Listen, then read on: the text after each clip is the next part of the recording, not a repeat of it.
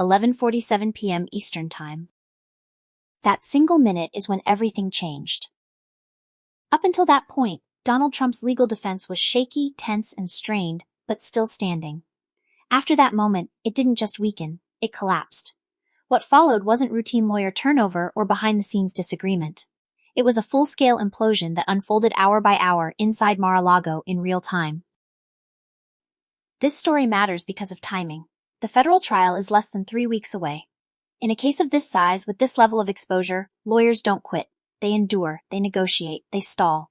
Walking away this close to trial is the legal equivalent of pulling the eject button while the plane is already descending. And yet, that's exactly what happened. To understand why, we need to slow this down and look carefully at how pressure built, how desperation crept in, and how one late-night decision triggered a chain reaction no one could stop. For weeks before this night, the defense team was already under strain. Strategy meetings were reportedly turning into arguments. Witness lists were being rewritten, motions were being delayed, and hovering over everything was Trump himself, posting online, attacking the judge, attacking prosecutors, and at times directly contradicting what his own lawyers were arguing in court filings. That kind of behavior doesn't just make headlines. It weakens appeals. It narrows legal options. And according to people close to the case, the lawyers knew it. By the evening of January 5th, the defense team was running out of moves. Delays had failed. Appeals had failed. Public pressure had failed. There was one last card left to play, and everyone in the room knew it was a long shot. At 8:23 p.m., lead counsel filed an emergency petition to the Supreme Court, asking for a 90-day delay. Officially, the argument was about time to review classified material, time to prepare adequately. Unofficially, this was about the calendar. A delay would push the trial past key political milestones and buy breathing room. In legal terms, this was a Hail Mary. The expectation wasn't victory, it was time. Even a brief pause would have stabilized the defense and kept the team together. But that's not what happened. Instead, the Supreme Court responded with speed that stunned everyone involved. No drawn-out consideration, no internal debate leaking to the press, just a rapid, blunt answer. At 11:47 p.m., the petition was denied. No explanation. No dissent. Just a hard stop. And from that moment on, the night spiraled out of control. The denial hit like a shockwave. 3 hours. That's all it took for the Supreme Court to shut the door completely. In high-stakes federal cases, that kind of speed sends a message, and everyone in Trump's orbit understood it instantly. There would be no delay, no rescue, no higher court stepping in at the last second. By midnight, the legal strategy that had been holding everything together was gone. At 12:14 a.m., an emergency video call was set up. On one side of the screen were Trump's top attorneys. On the other, Trump himself, inside Mar-a-Lago. According to multiple sources familiar with what happened next, this was not a calm discussion. It was not even an argument. It was an explosion. Trump reportedly reacted with fury, accusing his lawyers of lying to him, of guaranteeing an outcome they never delivered. He allegedly shouted that they were incompetent, weak, and had failed him at the most critical moment. For the lawyers, this wasn't just emotional outburst. It was dangerous. Every word spoken in moments like this shapes what happens next in court. Then came the response Trump didn't want to hear. One of the lead attorneys reportedly told him the truth, that his own public attacks on the judge, prosecutors, and witnesses were actively destroying any chance of relief from higher courts. That appeals don't exist in a vacuum. Judges read headlines, they watch behavior, and Trump's behavior was closing doors, not opening them. That was the breaking point. The call reportedly escalated from shouting to outright confrontation. Strategy turned into blame. Legal reality collided with political instinct. And when Trump doubled down, insisting the courts were corrupt and that the lawyers should fight harder, something shifted. This wasn't about losing emotion anymore. It was about control. By 12:52 a.m., while the night was still dark and most of the country was asleep, the first resignation draft was already being written. That alone tells you how severe the situation had become. Lawyers don't resign in the middle of the night unless they believe staying is worse than leaving. Shortly after, another attorney got the call. Then another. Each one realized the same thing independently. This defense was no longer about law. It was becoming something else entirely. By the early morning hours, the unraveling had begun, and it wasn't going to stop. Once the first lawyer decided to leave, everything accelerated. This wasn't a slow negotiated withdrawal. It was a rapid collapse happening in parallel. Phone calls overlapped, messages crossed, and inside Mar-a-Lago, confusion was turning into panic. At around 1:30 a.m., a senior member of the defense team was notified that a resignation was imminent. That moment matters because in high-level legal cases, one exit often signals a deeper problem. When lawyers see colleagues walking away this close to trial, they don't assume it's coincidence. They assume there's a fire they can't see yet. By the time the second attorney fully understood what was happening, the decision was already made.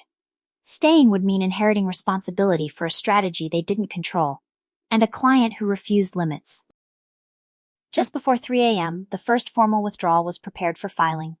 No press statement, no spin, just the legal language that courts recognize immediately. Irreconcilable differences. It's the phrase lawyers use when continuing representation would violate professional obligations. Minutes later, a second withdrawal followed. Then a third. 3 lawyers gone before sunrise. That timing alone is extraordinary. Courts expect stability as trial approaches. Judges assume teams are finalizing witness lists, rehearsing arguments, reviewing evidence. Instead, Trump's defense was evaporating in real time. When the sun came up, Trump reportedly woke to discover that the people responsible for defending him in federal court had vanished overnight. According to aides, his reaction was volcanic. This wasn't frustration, it was rage mixed with disbelief. He reportedly accused them of betrayal, of taking money and running, of abandoning him when he needed them most. But what stood out to people in the room wasn't just the anger, it was the lack of direction. There was no new plan, no backup team waiting in the wings. At that point, the damage was already done. A defense team doesn't just disappear without consequences. Deadlines don't move, judges don't pause out of sympathy, and prosecutors don't slow down because the other side is in chaos. By morning, what had been a legal crisis became something far more serious, a structural failure of the defense itself. And the worst part? This was only the beginning.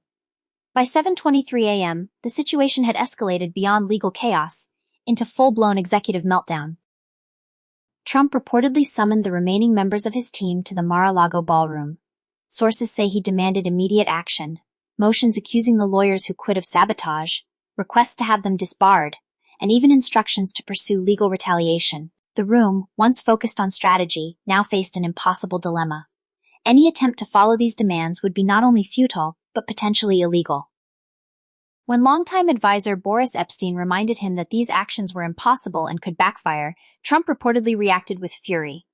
Witnesses say he slammed his fist on the table, fired staff on the spot, and intensified the pressure on anyone left willing to advise him. Epstein himself left Mar-a-Lago around 8:45 a.m., visibly shaken, carrying boxes of documents. What this tells us is critical. The former president's reaction wasn't just about losing lawyers. It reflects a pattern we've seen before. Escalation under pressure, turning on advisors, and taking actions driven more by emotion than strategy. Legal experts note that this kind of instability, especially so close to trial, makes any defense extremely vulnerable. Sources indicate that Trump's demands weren't minor adjustments. He allegedly pushed his attorneys to argue for absolute immunity, a legal theory that has been consistently rejected by courts at every level. On top of that, reports suggest he wanted threats about revealing classified information made in open court if the charges weren't dropped. That's not a legal tactic, it's potential obstruction of justice. And the chaos didn't stop there. According to insiders, Trump reportedly requested protests outside the courthouse to pressure the judge, effectively asking his lawyers to coordinate actions that could themselves be criminal. For attorneys, this is an ethical nightmare: defend a client or risk being complicit in breaking the law. At this stage, the defense isn't just under pressure. It's in a position where lawyers must make a choice between staying and risking their careers, or leaving and watching the trial proceed without experienced guidance. What we're seeing is a legal system confronting a scenario that tests its limits. A former president, less than 3 weeks from trial, without a stable defense team, insisting on actions that could increase his legal exposure. By mid-morning, the implications of the overnight resignations were becoming clear. Trump's legal defense was now fractured, inexperienced, and under immense pressure. With 3 senior lawyers gone, the remaining attorneys faced an impossible task.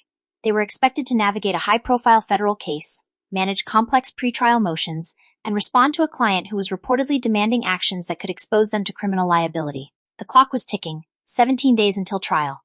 In federal court, that's not enough time to rebuild a team from scratch. Sources suggest that the resignations were more than just disagreements about strategy. The sealed portions of the withdrawal motions reportedly revealed serious ethical concerns. Trump allegedly demanded that his remaining counsel pursue theories that had been repeatedly rejected in courts nationwide. He also reportedly wanted to weaponize classified information as leverage. These aren't legal tactics, they're potential crimes. Lawyers cannot be forced to participate in actions like this, which explains the abrupt exits. Observers note that this isn't the first time Trump has turned on his legal team under pressure. During previous high-stakes investigations, the first impeachment, the Mueller probe, and the second impeachment, he demonstrated a pattern of undermining those defending him. What's different now is the timing and severity. There's no political buffer, no sympathetic Senate, only a ticking clock and a prosecution team ready to proceed. The resignations also send a strong signal to the courts. The defense is in turmoil. Judges don't like last-minute chaos, especially in high-profile cases. This could influence pretrial rulings, decisions on motions, and overall courtroom strategy. Meanwhile, inside Mar-a-Lago, sources describe an environment of panic and confusion. Staff and remaining attorneys were scrambling to manage logistics, communications, and legal obligations, while Trump reportedly continued to lash out. In a high-pressure legal situation, leadership matters. When the defendant himself becomes the source of instability, the consequences ripple across every aspect of preparation. In short, the resignation of 3 top lawyers overnight didn't just create a staffing problem, it exposed the fragility of the entire defense, turning a legal challenge into a full-blown crisis. By late morning, the focus shifted from immediate resignations to long-term consequences. The defense team was not just smaller, it was weakened strategically, ethically, and psychologically. Experts note that losing 3 top lawyers so close to trial is almost unprecedented in federal cases of this magnitude. Usually, defense teams are stable months in advance. When senior counsel departs suddenly, the remaining attorneys must rapidly absorb responsibilities they may not be prepared for. That includes drafting motions, reviewing evidence, preparing witnesses, and anticipating prosecution strategies. Each delay, each misstep can be exploited in court. Compounding the issue, Trump reportedly continued issuing demands that blurred the line between legal advocacy and obstruction. Sources claim he pushed for motions based on theories repeatedly rejected in courts, insisted on tactics that could violate attorney ethics, and even suggested actions outside the courtroom, like public demonstrations, to pressure judges. For attorneys, this is a professional red line. Continuing representation under these conditions can lead to disbarment, criminal liability, or severe reputational damage. That explains why the mass resignation happened so suddenly. These lawyers weren't abandoning a client. They were protecting their careers and following the ethical rules that govern legal practice. Meanwhile, the court calendar doesn't pause. Deadlines, filings, and procedural requirements continue to advance regardless of internal turmoil. With trial less than 3 weeks away, every day lost is a strategic disadvantage. The prosecution, well prepared and aware of the upheaval, now has an unexpected advantage: a disorganized defense. And the human element can't be ignored. Sources describe Mar-a-Lago staff in a state of confusion and anxiety, trying to manage documents, legal communications, and media inquiries. Witnesses report that the atmosphere was tense, chaotic, and emotionally charged. Decisions were being made on instinct rather than strategy. This is a turning point. The defense no longer has the stability or cohesion to operate effectively. With each hour, the pressure grows, and in federal court, pressure can change outcomes, especially when one side is essentially self-sabotaging. As the day progressed, the fallout became more visible. The resignations didn't just affect internal strategy. They sent a strong signal to everyone following the case. The defense was in crisis. Legal analysts point out that a trial isn't won or lost just by the evidence. Preparation, cohesion, and credibility of the defense team are critical. Judges and juries notice chaos. Prosecutors notice chaos. And in a high-profile case like this, media coverage amplifies the perception of instability, which can indirectly influence courtroom dynamics. By early afternoon, sources indicate Trump was struggling to fill the gaps. He reportedly began looking for replacement counsel, attorneys willing to take on a nearly impossible task under intense public scrutiny and legal risk. Finding experienced lawyers willing to step into a case where the client may insist on illegal tactics is extremely difficult. Many top-tier attorneys will avoid such situations entirely. Meanwhile, the ripple effects inside Mar-a-Lago were intensifying. staff and remaining legal advisors were reportedly under extreme stress, forced to manage filings, deadlines, and internal communications while also dealing with a client whose focus was reportedly more on personal grievances than legal strategy. The environment has been described by insiders as volatile and emotionally charged, where decisions were reactive rather than planned. The legal implications are serious. The resignations mean that motions may be filed late, evidence may not be properly prepared, and key witnesses may not be adequately prepped. Every misstep increases the likelihood of unfavorable rulings or missed opportunities to challenge the prosecution effectively. At the same time, Trump's behavior continues to shape the situation. Sources suggest he remains insistent on pursuing strategies that cross ethical boundaries, which further limits the options for the remaining lawyers. The combination of internal chaos, ethical constraints, and an impending trial date is creating a perfect storm for the defense. By late afternoon, the consequences of the overnight collapse were becoming impossible to ignore. The defense team was smaller, less experienced, and operating under extreme pressure. Deadlines were approaching, and key motions that could shape the trial's outcome still needed work. Insiders report that Trump's demands continued to strain what remained of the team. He allegedly pushed for tactics that lawyers warned were not just ineffective, but potentially illegal. These included arguing for absolute immunity, threatening to disclose classified information in open court, and coordinating outside pressure on the judge. The ethical and legal implications of these requests left attorneys with few options. What's striking to legal experts is how rare this level of internal collapse is so close to trial. High-profile cases almost always have stable teams months in advance. When 3 senior lawyers quit overnight, it doesn't just create a staffing problem, it disrupts strategy, damages credibility, and creates vulnerability. Every action from that point forward is amplified under the court's scrutiny. The ripple effects inside Mar-a-Lago reportedly continued. Staff were scrambling to organize documents, coordinate communications, and keep the remaining legal team functional. Witnesses describe an atmosphere of confusion and fear, with decisions being made under duress rather than through measured strategy. Meanwhile, the prosecution team, fully aware of the turmoil, could exploit the instability. In federal court, preparation and cohesion are as important as evidence itself. A disorganized defense allows prosecutors to control the narrative, win procedural advantages, and apply pressure at critical moments. By evening, the picture was clear. The defense was in jeopardy, and with less than 3 weeks until trial, the clock was running out. This isn't just a bad night for Trump's legal team, it's a structural crisis with real consequences for the upcoming trial. By evening, the magnitude of the collapse was undeniable. The defense, once a team of seasoned attorneys, had been reduced to a skeleton crew. Key motions remained unfinished, evidence reviews incomplete, and witness preparation far behind schedule. Time was no longer an ally, it was an enemy. Sources indicate that the remaining attorneys were forced to make impossible decisions. Every choice carried high stakes: push forward under chaotic conditions, risk ethical violations, or withdraw entirely and leave the former president to face the trial alone. Both options carried serious professional consequences, but in either case, the defense was severely compromised. Legal analysts stress that 3 weeks is an extremely short window for assembling a new team capable of handling a case of this complexity. Federal trials, especially ones involving high-profile figures, require months of preparation. When the core team abandons ship at the last minute, rebuilding is almost always insufficient. Meanwhile, Trump reportedly remained focused on retaliation rather than strategy. He continued to demand aggressive, unorthodox tactics, according to insiders, pushing lawyers toward actions that could increase legal exposure rather than reduce it. This behavior, experts say, is a pattern. Under pressure, he shifts focus from defense to personal grievances, undermining the very team meant to protect him. The implications are profound. Every filing, motion, and courtroom appearance from this point forward could be affected. The resignation of multiple senior lawyers, coupled with ongoing erratic behavior, not only weakens the immediate defense, but also signals to the courts and the prosecution that the former president's team is unstable. In short, the collapse of the legal team isn't just a headline, it's a tangible strategic disadvantage with real consequences for the upcoming trial. The clock is ticking, and the defense is running out of options. As night fell on the first full day after the resignations, one reality became clear. The defense was in crisis, and time was running out.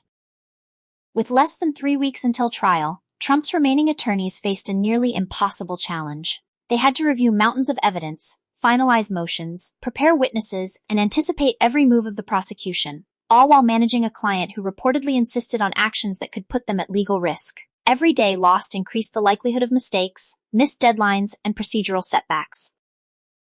Experts note that this kind of collapse is historically rare. High-profile federal cases depend on stability, strategy, and credibility. Losing 3 top lawyers in one night is not just unusual, it's almost unheard of. And in Trump's case, it signals a systemic breakdown of the defense. The personal dynamics inside Mar-a-Lago matter too. Witnesses describe an environment dominated by tension, frustration, and emotional outbursts. Staff were left scrambling, advisors were leaving, and Trump's focus reportedly remained on perceived betrayals rather than rebuilding strategy. This kind of chaos doesn't just delay preparation, it can actively harm the defense in court. Looking ahead, the questions are stark. Can the remaining team stabilize the situation? Will new lawyers step in? And if so, will they have enough time to mount an effective defense? Or is the collapse too deep, leaving Trump to navigate one of the most consequential trials in modern American history with a fragmented legal team? What's certain is that history is watching. The decisions made in the next 17 days could define not just this trial, but the legacy of the legal strategies surrounding it. For now, Mar-a-Lago is a courtroom battlefield before the trial even begins, and the story is far from over.